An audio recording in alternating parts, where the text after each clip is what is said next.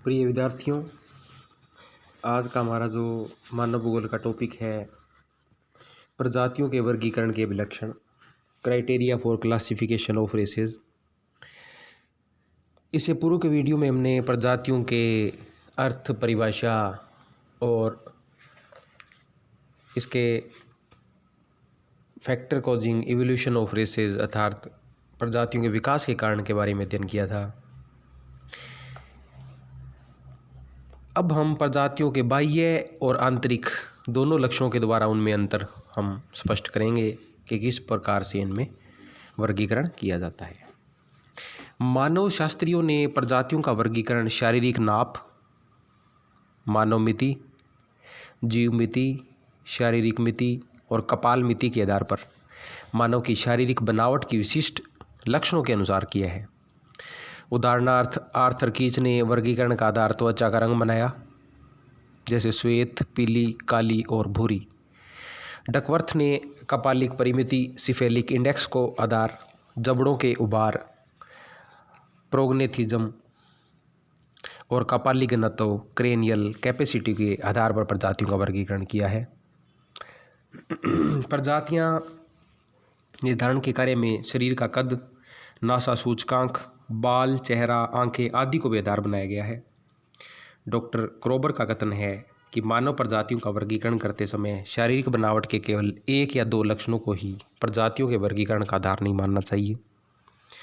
प्राकृतिक आधार तथा सच्चा वर्गीकरण वही हो सकता है जिसमें अधिक से अधिक लक्षणों को आधार बनाया जाता है और जो अधिक महत्वपूर्ण है उन पर कम महत्वपूर्ण लक्षणों की अपेक्षा अधिक ध्यान दिया जाता है। यह इसलिए आवश्यक है कि कोई एक लक्षण प्राय कई विभिन्न प्रजातियों में मिल जाता है, जैसे एक ही त्वचा के रंग में अनेक वर्ण मिल जाते हैं। बिल्स और हाइजर के अनुसार प्रजातियों के निर्धारण में निम्न बातों को ध्यान में रखना चाहिए। पहला, शारीरिक रचना की विशेषता या रक्त समूह जैसे शारीरिक लक्षण ही प्रमुख प्रजातीय मापदंड है। दूसरा, विभिन्न वे शारीरिक भिन्नताएं जिनका उपयोग प्रजातीय निर्धारण में किया जाता है वंशानुगत और अनुकूलनीय होनी चाहिए। तीसरा, केवल एक ही लक्षण के आधार पर किसी प्रजाति का निर्धारण नहीं करना चाहिए, वरन अनेक लक्षणों का प्रयोग किया जाना चाहिए। चौथा, एक प्रजाति के विशिष्ट शारीरिक लक्षणों की उपस्थिति कुछ व्यक्तियों में नहीं वरन समूह में होनी चाहिए। प्रजाति मापदंड प्रजनन प्रारूपों पर आधारित होना चाहिए, किंतु रक्त समूह द्वारा भी यह माप संभव है। जिन शारीरिक लक्षणों के आधार पर प्रजातियों का निर्धारण किया जाता है उन्हें दो श्रेणियों में विभक्त करते हैं: बाह्य, ऊपरी या अनिश्चित शारीरिक लक्षण, आंतरिक कंकाल संरचनात्मक अथवा अनिश्चित लक्षण। बाह्य लक्षण वे होते हैं जो बिना किसी यंत्र की सहायता से लक्षित होते हैं, जैसे त्वचा का रंग, बालों की बनावट, शारीरिक कद, मुखाकृति, नेत्रों का रंग और आकृति, होठ का आकार आदि। और आंतरिक लक्षण वे होते हैं जो ऊपर से दिखाई नहीं देते किंतु उन्हें यंत्रों, मानव मापक, वर्नियर कैलिपर्स और कंपास से नापा जा सकता है। इसके अंतर्गत ये लक्षण सम्मिलित किए जाते हैं: कपाल सूची, कपालधारिता, ये नासिका सूची, रक्त समूह और शरीर की हड्डियों के ढांचे आदि आंतरिक लक्षण हैं। एक्सटर्नल जो ट्रेट्स हैं, लक्षण है, अनिश्चित लक्षण, इस पर वातावरण का प्रभाव निश्चित लक्षणों की अपेक्षा अधिक पड़ता है। इनकी नाप किसी यंत्र से संभव नहीं है। ये लक्षण इस प्रकार हैं: त्वचा का रंग, त्वचा के रंग की दृष्टि से विश्व के मानवों में बड़ी भिन्नता पाई जाती है। मनुष्य की त्वचा में मेलेनिया, कैरोटीन अथवा हीमोग्लोबिन की मात्रा कम अधिक होने के कारण चमड़ी का रंग काला, पीला या लाल हो सकता है। जो त्वचा में सबसे अधिक मेलानिन पाया जाता है तो मनुष्य का रंग काला या गहरा भूरा, कैरोटीन की अधिकता से यह रंग पीला और हीमोग्लोबिन की अधिकता से श्वेत या गोरा होता है।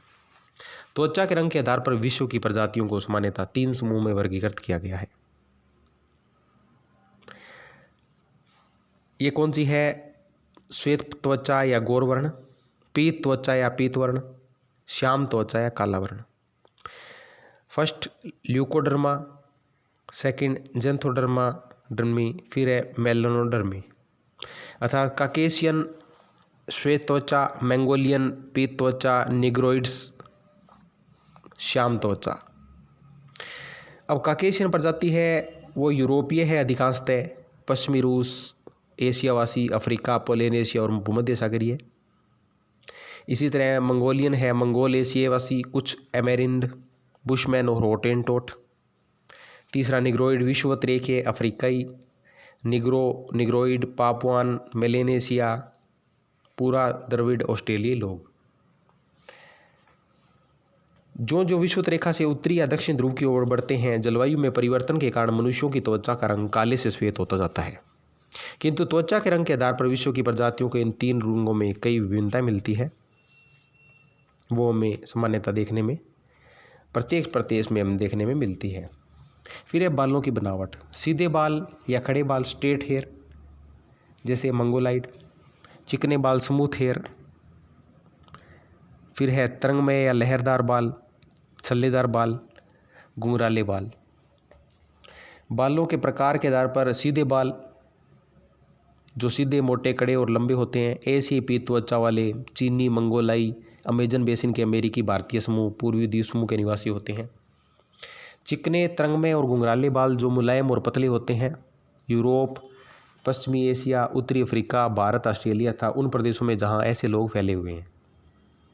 तीसरा है ऊन जैसे काले बाल जो उलझे और घने होते हैं, निग्रोइड्स, बुशमैन, पापुआन और मेलेनेशिया। फिर है शरीर का कद।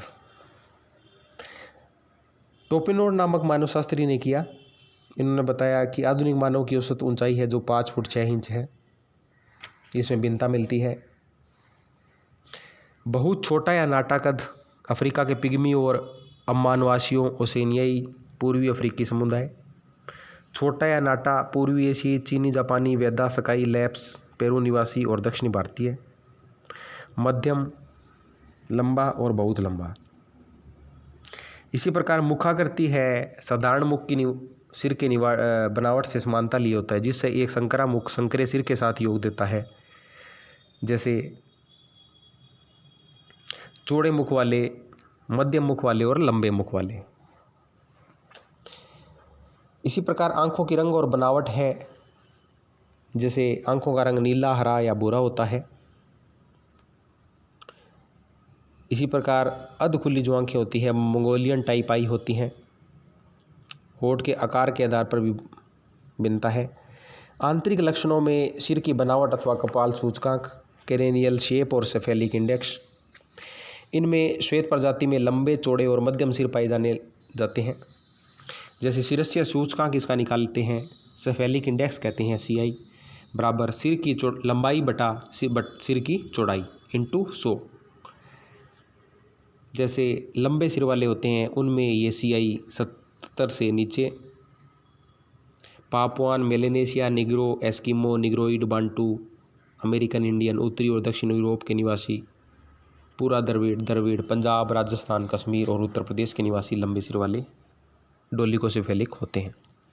फिर हम मध्यम सिर वाले 77 से 82 के बीच में इनका CI इंडेक्स। बुशमैन, हॉटेनटोट, भूमध्य सागरीय, नॉर्डिक, एनु, उत्तरी अमेरिकन और राजस्थान। फिर आते हैं छोटे सिर वाले, इनका 82 से ऊपर, यूरेस्टिस, आल्प्स, कार्पेथियन, तुर्क, तुंगस, मंगोल, उत्तर पश्चिमी तटवर्ती एमरिंड, मध्य प्रदेश, तमिलनाडु, कर्नाटक और आंध्र प्रदेश आते हैं। फिर है कपाल की धारिता या क्षमता के आधार पर, जैसे खोपड़ी की धारिता प्रजातियों निर्धारण का एक प्रमुख तथ्य है। यूरोप में पुरुषों की कपाल की औसत धारिता 1450 सीसी और स्त्रियों की 1300 सीसी मानी गई है। विभिन्न प्रजातियों के लोगों की खोपड़ी की धारिता 1100 सीसी से लेकर 1500 सीसी के मध्य है। यूरोप और पोलिनेशियाई लोगों की कपाल धारिता प्राय समान है। निग्रो जाति की कम और ऑस्ट्रेलियाई प्रजाति की धारिता लगभग 1300 सीसी है। बुशमैन, वेदा, निग्रिटो लोगों की कपाल धारिता प्राय कम होती है। नासा सूचकांक। नाक का आकार भी विस्तृत रूप से भिन्न भिन्न प्रजातियों में भिन्न होता है। नाक चौड़ी या मूल रूप में पिचकी हुई हो सकती है। नाक का ऊपरी छोर उच्च, मध्य या निम्न हो सकता है। इसी प्रकार नासा सूचकांक नाक की चौड़ाई बटा नाक की लंबाई इंटू 100 होता है। जैसे संकरी नाकनासिका, उष्णकटिबंधीय क्षेत्रों में निवास करने वाले लोग यथा भारत, गौरवर्ण वाली प्रजातियाँ। मध्यम नासिका, पोलिनेशिया, साइबेरिया के निवासी, कुछ अमेरिकी भारतीय जातियाँ। चपटी, अर्धशुष्क मरुभूमि के निवासी, प्रशांत महासागर और ऑस्ट्रेलिया के निवासी। रक्त समूह प्रत्येक प्रजाति में विशिष्ट प्रकार का रक्त पाया जाता है जो कि अन्य प्रजातियों से भिन्न होता है। रक्त समूह एक ऐसा लक्षण है जो वातावरण में कम से कम प्रभावित होता है, इसलिए रक्त को महत्वपूर्ण शारीरिक लक्षण माना गया है, जिसके आधार पर विश्व की प्रजातियों का वर्गीकरण बड़ी सुगमता से किया जा सकता है। ये रक्त समूह हैं ए, बी, AB और O। यहाँ हम देखते हैं सामान्यतः काकेसाइड में रक्त समूह A, मंगोलाइड में B और नेग्रिटो में O पाया जाता है। अतः हमने आज प्रजातियों का जो क्लासिफिकेशन, कैसे हम उनको भिन्नता दर्शाएंगे, वो पढ़ा। अब प्रजातियों का मुख्य जो वर्गीकरण है उसमें हम अलग अलग प्रजाति को लेते हुए अध्ययन करेंगे। धन्यवाद।